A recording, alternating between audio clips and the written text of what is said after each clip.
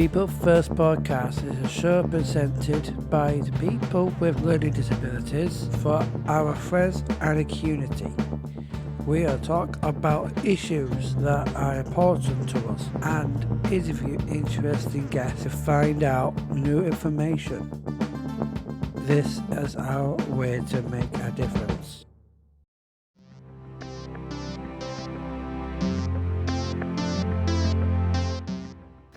Hello and welcome to the People First podcast. Today we are happy to welcome Wendy from Down Syndrome Bradford, who has come into our office today to answer some questions so we can find out more about the group that she works for. Welcome to the show, Wendy. Thank you.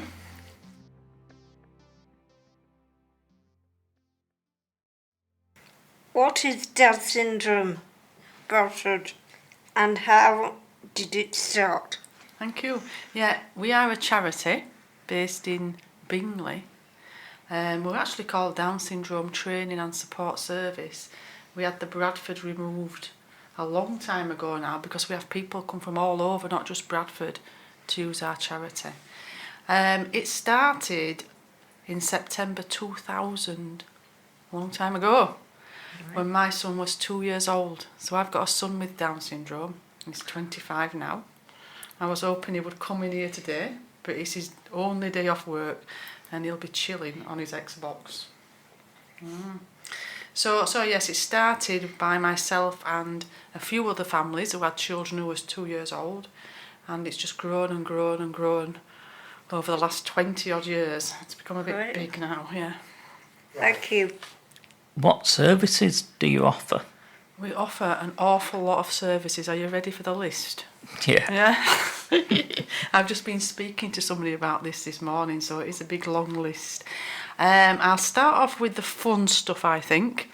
We have a youth club on a Friday night, and that's in Bingley. Our centre's got a basement and then 2 floors, and then the upper floor's an attic, and that's where we run the youth club. So it's a big youth club, and that's every Friday night. We have dancing sessions for children aged 5 to 11, and then an older dance group called Dance 21, and that runs weekly at Footsteps Theatre School in Idle. We have family Saturday sessions. We use a church hall, and families come and have some fun with us and meet other families who've got a young child with Down syndrome. What are the other fun things we do? We had a summer trip to Bridlington this summer and took a load of families on a coach. That was good because it was a sunny day, it didn't rain. Then we do things like we do the therapy. We buy in speech and language therapists that come at the weekend to see children and young adults with Down syndrome. We've got about 50 young people involved in those groups. Yeah. Did you say 50? Yeah, about 50, yeah. They don't all come at the same time, luckily. No, couldn't cope, but they're in groups of 4 or 5 children. And they come once a month, and they have a 1-hour session with a speech therapist. We have an occupational therapist coming once a month, and she sees 4 children each month.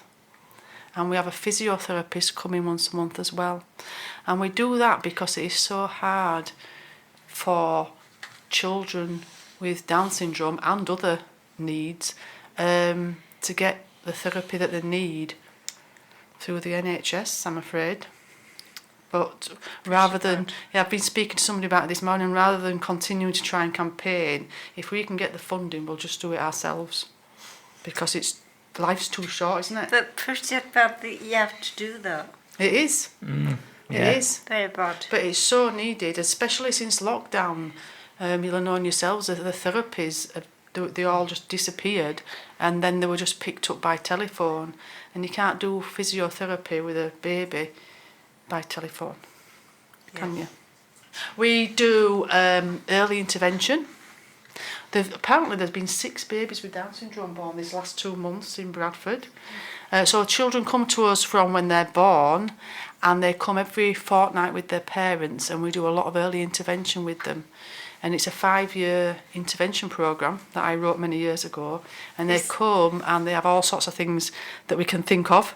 And eventually we're getting them ready for school. So they're learning to read and do the number work and lots of things to do with the motor skills, and if they need help learning how to feed and things. So we work on a lot of early intervention, which is really important because we want the children to go into a mainstream primary school. Yeah. And be the best they can be. And then my background is teaching, and so I do a lot of training. I go into schools to train the schools to get them ready for the children with Down syndrome. Okay, so we're very, very busy. We've got a lot of things happening. We have a work project called I Can Work, where we're trying to find, well, we give placements for young adults with Down syndrome at our centre, but we also try to find them placements in the local community to work. And I know you do similar things here. Last year we had 2 young girls start work at Specsavers at Girlington in Bradford, so they work there 2 days a week. So that's sort of the end goal, isn't it? To get a job and earn some money. Yeah, be the best you can be. Yeah. So that's everything we're doing. I'm really impressed. Thank you.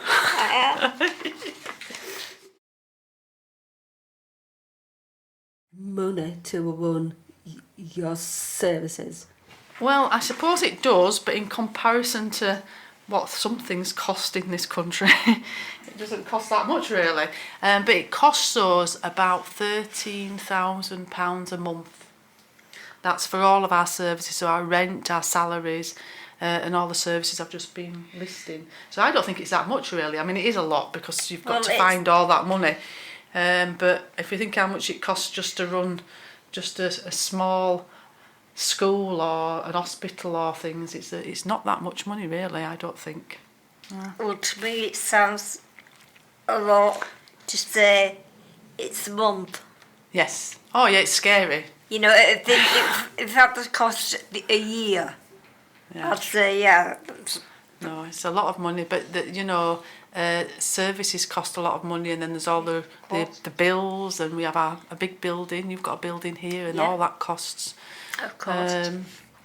And then I'm full time, and I've got 2 full-time staff now, and probably about 8 part-time staff.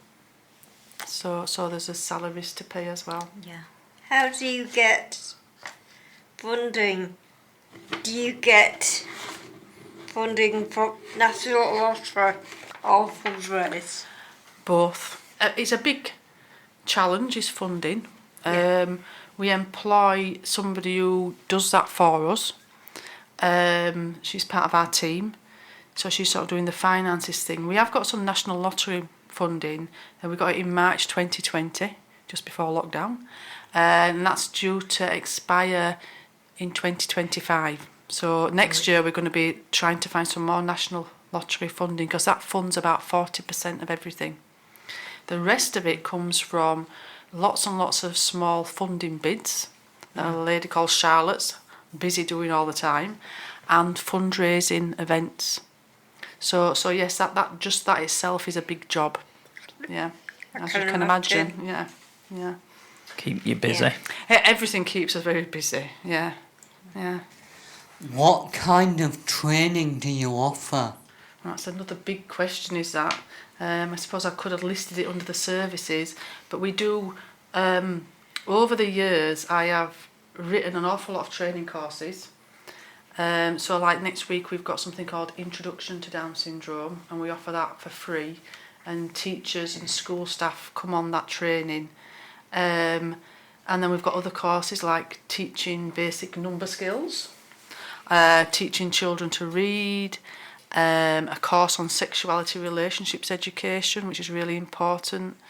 I do a lot of toilet training workshops, a sleep workshop, behaviour workshops, signing, so we do signing courses. So a lot of the training is aimed at the professionals, as in the teachers working with the children, but all the parents are welcome to attend all of our training. And so we do get parents attending training as well, which is really important, isn't it? Because parents can Of be course. a big educator, can't they, for their Yeah. children. So yes, it, you know, we call the Down syndrome training and support service, because for me, to get the best out of somebody, people need to know what they're doing, don't they? And everybody needs to have some sort of course, yeah. training. And that's not just in education, it's in health, isn't it? And social Yeah. care. Health is really important, that the medical people know what they're doing with somebody with a learning disability, yeah. It covers everything, really, shouldn't Yes, it? yeah. It's the first thing, isn't it, training? Yeah. Yeah. Are there volunteering opportunities at Down syndrome training and support? Yes, lots. And in fact, just before I came here, I've just been finishing a poster saying, please come and volunteer and help us. And we're going to put it up at the local church, because we want reliable volunteers, which usually tend to be people that are a little bit older, to come along and help support some of the families while they're at our Saturday sessions, or help support the children. Sometimes parents will come to the centre and they've got more than one child with them, and if we're working with a child with Down syndrome, the other children need looking after, so we need volunteers for things like that.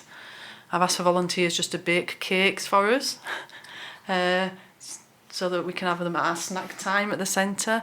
But then people we like volunteers to help in our youth club as well. And so that there's a good vibe in there. It's nice to have some young volunteers in there. And so yes, and then just volunteers that if they want to come and help at the admin side of stuff, are welcome. So we're always looking for volunteers. And you're probably like us, that during lockdown, I keep going about lockdown, all the volunteers disappeared, didn't they? And so we've had to start again building up a good bank of volunteers. Yeah. I just like to go along myself. Yeah. It's fine. Do you one? Right, well I suppose I've covered some of that when I've talked about our services, because I suppose there's an overlap there. Did I mention that we had a summer trip out in the summer to Bridlington? I can't remember. But that we do things like that I sort of class as sort of like support activities, which are events. Up until last year, every year in March, we had a big event to celebrate World Down Syndrome Day, where we'd go to Cedar Court Hotel for the weekend, which was a bit mad, and have a big dance and a big buffet, and then everybody stayed overnight. And we're talking like 40 odd families here. Okay.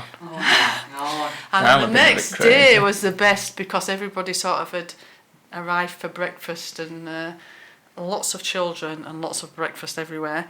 So that's good fun. So we have done things like that.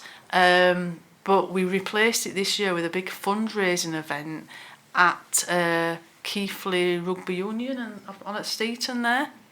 And it's the first time we've done anything like that, and we had 6 live bands and bouncy castles was that the one and where, stalls. Was that the one where what was his name?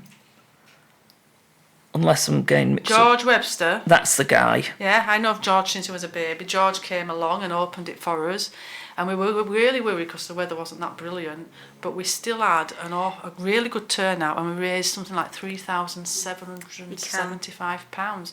And so we've already booked for next year. Ooh. Oh my goodness me. And that needs a lot of volunteers.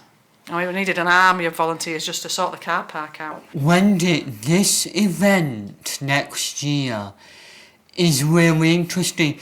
Could you give details to Adam and our staff here? Because I think it would be really special if all of us, or those that can make it, came along to that, because I think it'd be really good to benefit.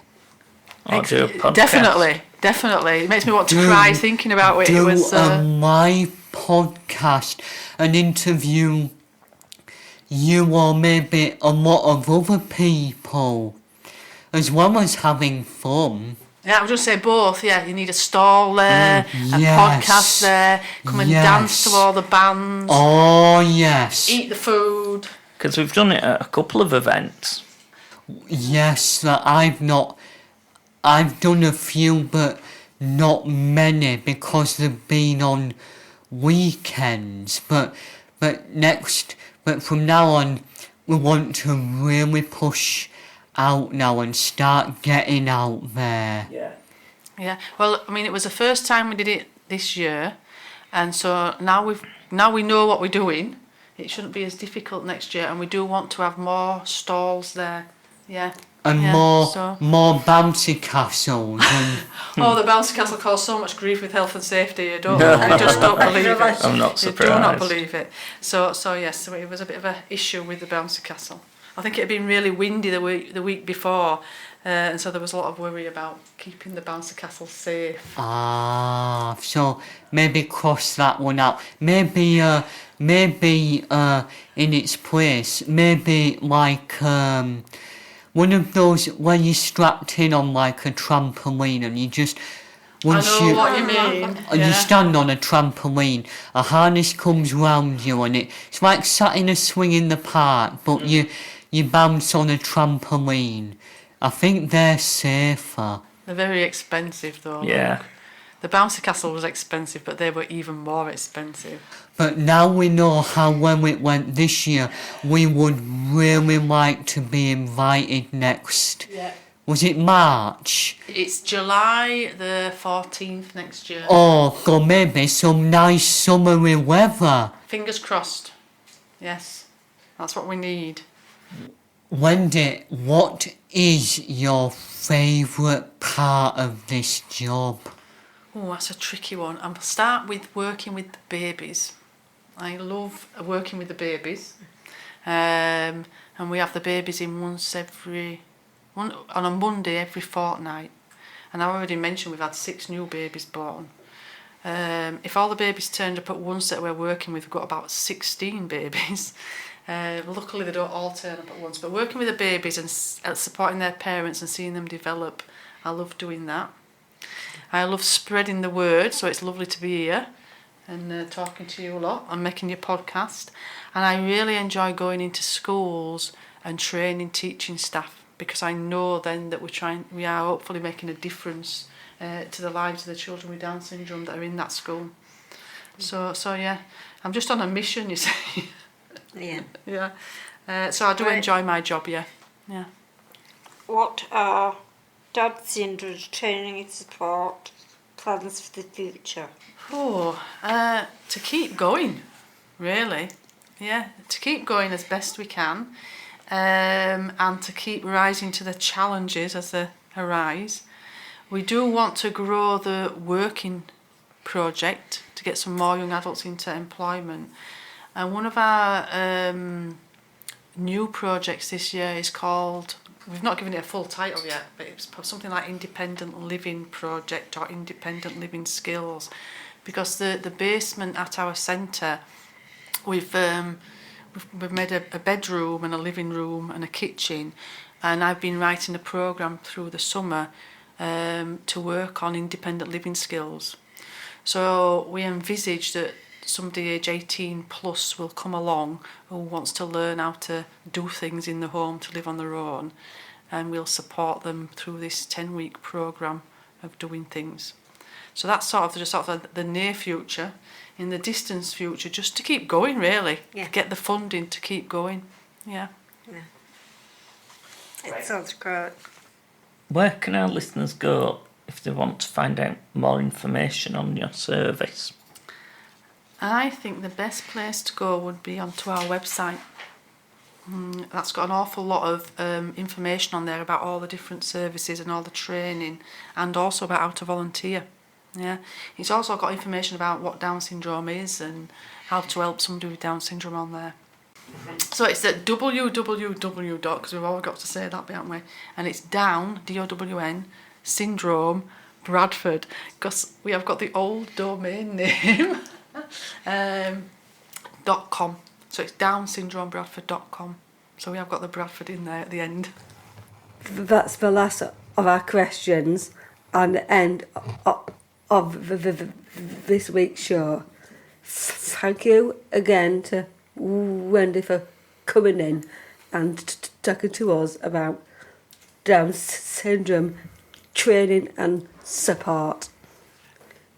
We have enjoyed the opportunity to learn about and other local service, and we hope our show can help make more people aware of what you offer. Is there anything else you would like to add before we end the show? I don't think so, apart from to say thank you very much. I've really enjoyed meeting you all and having that opportunity to talk about what we do. And yes, to work towards the 14th of July next year when we have our big fundraising event. Moments like, share, follow the show, Big Books, Instagram, and Twitter. For buyers, for my first podcast. Thank you for listening.